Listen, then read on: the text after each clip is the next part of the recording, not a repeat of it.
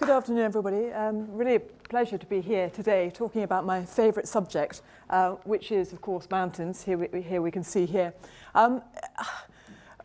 What have mountains got to do with everybody's lives? For me, they're a huge chunk of my life, and I will be talking about a personal experience and my journey, but I really do hope that it has some relevance to your lives as well, and some comment about us as people. I'll talk about, yes, the physical mountain, but how we as people respond on it, our behaviour, and most importantly, if I may, I'm going to be looking at decision-making and the rational and emotional inputs into how we make decisions. Now, the mountains generally, reflecting on it through my life, have been really the biggest gift that I could possibly have had in a number of ways. I mean, first, I think people relate to the fact that they're huge, they're magnificent to look at, they're sort of constant and an ever-changing world, and they offer solace and I think also for me a lot of fun. I'm sure there are a lot of people here who climb and ski. I enjoy that as well, and just walking in the mountains sort of gives me a sense of well-being, which I love and draws me back again and again. But it is really the learning from the mountains that I want to focus on today, and as I say, specifically around that subject of decision-making. When I think about decision-making, I think, the rational aspect of it that I think many of us are trained to do in schools, particularly through our education system, sort of facts and figures and statistics and experiments and control experiments and what have you, to think logically. And many of us might think that that logical, rational input is a major part in making decisions. But what I want to talk about today is actually the other side, namely the emotional input into decision-making, which we might think we have at bay and in control, but actually has a far bigger impact in our decision-making than we might think. Now, sometimes that's very positive. I believe emotion is a very strong driver, but sometimes it can lead to our downfall, and I just want to illustrate that in the mountains and how that might be. So, if I were to look at my story, I'm going to keep, by necessity, a lot of it very brief because it extended over several years and I have less than 20 minutes. So the initial bit of how I came to climbing mountains, I will just tell you that as a journalist, I was invited to Everest to report on an Anglo-American expedition. I thought everybody at that point was completely barking mad to risk their lives to climb a big lump of rock. But in a sort of natural inquisitiveness and a need also to write articles to send home to the newspaper, I started asking questions and climbed a little bit myself to find out what it was about. And in that very experience, I got rather hooked. And I decided that actually climbing mountains was really what it was all about and that I wanted to climb Everest, where I happened to be. If I were to look at decisions along the way, of course there were a multitude of them, but I'm just going to look at 3 decision points that came between my deciding I wanted to do it and actually getting to the mountain and climbing it itself. The first was that I had a stable job working as a journalist, and when I wanted to go off to the Himalayas for a period of 3 months or so to climb, this was back in the early 90s, you won't remember, but there was a recession in the early 90s as well. And the financial director on the magazine that I was working for gave me a choice. He said, you can climb your mountain or you can keep your job. You can't do both. Now, if I was to examine that rationally at the time, giving up the security of a monthly paycheck, a mortgage to pay, coming back to what job prospects, everybody was looking for a job, this was going to be difficult. It didn't really add up and didn't make sense. What we know, I know, is that actually I did give up my job and I did go off to Everest. Now, I'm not for a moment suggesting all of you should throw in the towel, whatever you're doing, studying or for future careers, what have you. But for me, this was important. As I say, rationally, I just had to think, how am I going to do this? Okay, I can let my flat, I can sell my car, I can eat lentils, whatever it takes, not my style particularly, but whatever it takes I can do to make this work. But it was driven by emotion. It was driven by the fact I wanted to climb this mountain and nothing was going to get in my way. I couldn't not go, excuse the double negative. I had to go to this mountain, so I really had no choice in the matter. Well, getting there, and again I'm going to be keeping the story relatively brief, but of course it wasn't just me, it was a whole team of people from this country and another team of people that we met when we got there, namely the Sherpas, who played a huge part in the success of this expedition, and their story will be interwoven with ours. Under the umbrella of this one Everest expedition, we climbed together. I'd love to talk to you more about the relationships between the people, but that was key. The relationships of strengths, overcoming any barriers there might have been, and building up trust and respect between us was really, really crucial to this expedition. Anyhow, climbing here, things moved on pretty easily through the Khumbu icefall. I say easily, it happened. There was a certain element of fear walking over these ladders with huge voids beneath your feet. We actually had 36 ladders like this to climb. But this is very briefly through the first obstacle on the mountain. The real obstacle on the mountain, if I can get there quickly, is this top 3,000 feet or 1,000 meters of the mountain. It doesn't look dangerous. By comparison to the Khumbu icefall, which looked and felt very dangerous, it looks quite straightforward. The slopes are gentle. But I must tell you that, of course, the thing about Everest which makes it dangerous is not that you've got more steps to climb to get to the top because it's higher, but because as you go higher, of course, the air gets thinner, it gets colder, your blood gets thicker, and really you're entering what now rather dramatically is called the death zone, where the chance of survival over, let's say, a period of 24 hours are minimal. So you're going there to a place on the edge where human beings really shouldn't be, can't expect to live very long, and you just kind of, I was going to use the word run, you don't do anything very quickly up there, but you don't waste time, let's put it that way. You get up to the top and back down again as quickly as you possibly can. Now, in our journey, which took a period of weeks, by the way, establishing camps and slowly climbing up the mountain and going up and down, putting all the supplies that were needed into the camps and such like, and acclimatizing in the process. We got to the South Col here, which is the high camp, on the 8th of May, 1993. May is generally the time that people climb. Now, the expectation at this point was that from this high camp, we would set out at about 11 o'clock at night, climb to the top, and back down again. You might ask, why 11 o'clock at night? Well, the reason being that you've got about an 18-hour climb. There simply aren't enough hours of daylight, so some of it has to be done in the dark. So that's what we might have done. In the event, we didn't. There were lots of other expeditions around. Many of them made a decision to go that night. Indeed, one of our own climbers, a guy called Harry Taylor, decided to climb that night.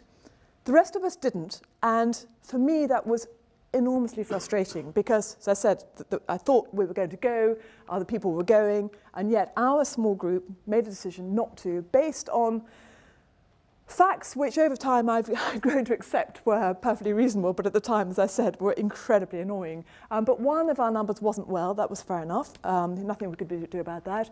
It was also windy on the South Col, and the feeling was that the weather perhaps wasn't good enough.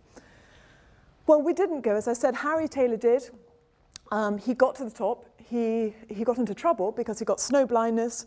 He couldn't see on his way down. And sorry to sort of brief over a dramatic period so quickly, but he really would have lost his life had it not been for two Spanish climbers who found him floundering around in the snow and managed to drag him back to the tent where we were on the South Col. So another night passed looking after Harry. Two of the climbers had already descended the mountain, and the following day I descended the mountain with two Sherpas, Aung Pasang and Kami Cherry, and the leader of the expedition, John Barry, stayed with Harry yet another night before he was able to get him back down the mountain. So this was a huge drama and really does illustrate the environment that we're in. I mean, Harry was an extremely strong, extremely experienced climber, but one tiny error of not wearing his sunglasses for a period probably of no more than 5 minutes in that extreme light where there's little filtration from the sun meant that he wasn't able to see and get back down the mountain safely. Well, here he is coming down the last bit, and here we are regrouped at Camp 2 at the head of the Western Coombe at the foot of the Lhotse face, and quite a long way down from the high camp where we might expect to get to the summit. This is decision point number 2, if I may say, in my own personal story, because after 4 years of dedication to this project, I had failed to take the chance which presented itself. Now, I can tell you this, it causes me some pain still to say this, but that day we might have gone and didn't go. 38 people got to the top of Everest. Now, today in the world of commercialization on the mountain, maybe that isn't so unusual. I still think it's quite a high figure even today. But in 1993, that virtually doubled the number of people who'd ever climbed Everest. It was unheard of. And we could have made it 40 or 42, but instead we stayed in our tent. That was crucifying. So now, decision number 2, can we turn that around? Well, rationally, if you were to look at it, the chances of success at this point were about 1 in 100. You know, the weather forecast was bad. I was exhausted. I spent a lot of time at 8,000 meters. I was really, really tired. Everything was pointing to us striking our tents and going back down, as were everybody around us on the mountain. In the end, we didn't. And that decision was based, I think, on 3 things. 1, coming back to the heart and the emotion. I still wanted that mountain. Secondly, there was this sort of feeling that I had to do everything that was possible. And even if the weather forecast was rubbish, even if the chances were small, I had to go back up to the South Col on the off chance that the weather forecast was wrong and we were to get another chance. And the third aspect, most important, was that I was there in the company of Ang Pasang and Kami Cherry. Had it not been that the Sherpas were there to accompany me and I was to have them around purely for courage, I couldn't have done it on my own. It wasn't as if they were pulling me on a rope or even that we were roped together at all, but just their companionship gave me the courage to give it another go. And that's what we did, going back up to Camp 4 with Ang Pasang here on the right and Kami Cherry on the left. We retraced our steps and, seriously against the odds, really believing that we were climbing into failure, we went back up just on the off chance that the weather forecasts would be wrong and give us a chance to climb at the end of the season. So here we are on the South Col, and this is really the point in the decision making that I want to focus on, because you can see that I've been driven largely by emotion all the way up here. The rational hasn't mattered too much because we've been in relative safety, but now we're approaching the death zone above the South Col, above 8,000 meters on Everest. And I find it very interesting looking at how we made this decision to go. Let me tell you, that night we might have gone, we woke up, looked down in the valley below us, and there was black cloud and there was lightning. It was not the best night to go.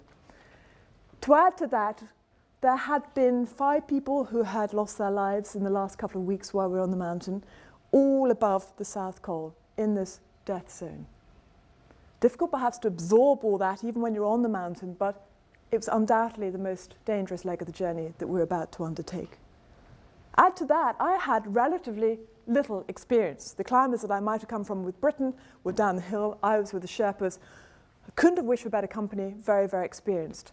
But still, rationally, if you added all that up, would you risk life and limb under those conditions when you're tired, the end of the season, the weather's really iffy? Would you make a rational decision to climb that mountain? I have to say, if I was sitting here around a table discussing with people, I would be surprised if the answer were anything but no, you wouldn't. It wouldn't be worth the risk. And yet, we did make that decision. Now, if you were to examine that, I'm just going to try and outline, not that I was thinking that in the moment, of course, but rationally looking back, why I did that. There were probably 5 or so reasons. 1, the magnetism of the summit, if I can call it that. I'd invested 4 years wanting to get up this mountain. I could look up, and it was about 12 hours climb away. This isn't the very summit that you can see, but that's the south summit, and from there you look along the summit ridge, and you've only got another hour and a half's climb. We were optimistic. Sociologists talk about something called the optimistic bias. Basically, we individually believe fate will treat us kindly. You know, other people might get into trouble. We won't. You know, if we didn't have this, we wouldn't get onto airplanes and fly around the world. We wouldn't do a lot of things because we just wouldn't take the risk. But we think fate will treat us kindly. There was a degree of ignorance, actually quite a big degree of ignorance. I'd read the books and I pored over the photographs, but I'd never been there before. I'd never experienced, didn't really know what it was like. There was a false sense of security. Now, I hinted about this earlier, but the Khumbu icefall, lower on the mountain, which there's big tumbles of ice and you're climbing up cliffs and through tunnels, that is really, really frightening. And your body alerts you to that and you feel the fear. But up here, looking at gentle slopes, you can't see the lack of oxygen. It doesn't press any alarm bells on you to be frightened. You don't feel fearful. And lastly, if I may say, of course, there was rivalry. We weren't completely alone that night on the South Col. There were 3 other climbers, 2 from Spain and 1 from France. And while we were deliberating, I looked out of the tent and I saw 3 little lights making their way slowly up the slopes above us. And I thought, if they think there's a chance, there's no way I'm going to sleep here and waste that opportunity. So all those factors drove us, the Sherpas and myself, to make a decision, and we set out that night and climbed up the southeast ridge, slowly, slowly, slowly, agonizing over breath, until we got to the south summit that I showed you earlier, and along the summit ridge. This is the final bit of Everest, and it drops down just over 2 kilometers to the left into the Western Coombe, just over 3 kilometers to the right into Tibet. So this is where you test your footing very, very carefully indeed. It seemed laughable. I was smiling. I couldn't believe that at the 11th hour we were making our way along this ridge to the summit. But we did make it on the 17th of May, 1993. Now, there's an unwritten rule on Everest that if you're not there by 1 o'clock, just after midday, turn around short of the summit and make sure you get back down again. Why? Because you have to get back down by nightfall. If you don't, everything slows down. If you've used oxygen, you will have run out of oxygen, and then you're in that death zone. You know, danger of being benighted, very serious danger of not coming back down at all. So that is the unwritten rule. Make sure you turn around by 1 o'clock. Now, I say that because we were lucky. We got there at 20 past 12. We were also lucky because the weather held off, and we got safely back down that mountain again. But just 3 years later, there was a group of people, 2 groups actually, commercial groups, led by Rob Hall and Scott Fisher. And Rob Hall, interesting enough, was the guy who sort of wrote this rule about 1 o'clock turnaround time. And that year, those 2 expeditions climbed up to the top, and for whatever reason, we'll never know, they kept going beyond 1 o'clock, beyond 2 o'clock, beyond 3 o'clock, and 4 o'clock. And they were still on the summit at 5 o'clock. Now, they weren't lucky. The weather turned, and many of them were caught out. The 2 leaders and a number of the climbers as well lost their lives that day on Everest. They were, I'm surmising, as I was, in an emotional bubble, made more poignant by the fact that there was an expedition lower on the mountain looking through a telescope saying, what are they doing? They could rationalize. They weren't in that emotional bubble. Only a few days later, a friend of mine from London, having been on the mountain at the same time as this tragedy, did the same thing. He didn't make it down the mountain. Now, I was very close to this incident in that I knew the girlfriend of the guy who died, and I was furious, absolutely furious. I didn't know I had so much fury in me that he had been irresponsible and done that. He'd climbed and not come back down because he broke that rule. And as I was venting my fury, another Everester turned to me and said, oh, come on, Bex, you would have done exactly the same thing. I wasn't tested. I got there before 1 o'clock. If I hadn't got there before 1 o'clock, what about 5 past 1, 10 past 1? Where do you draw the line? He's right. I would have done the same thing. What I'm describing is a human condition. And with just a minute more, if I may, say why this is so important. Because in the mountains and in extreme examples, you can see this played out. But I feel very, very strongly that this human condition applies to all of us. All of us in the workplace.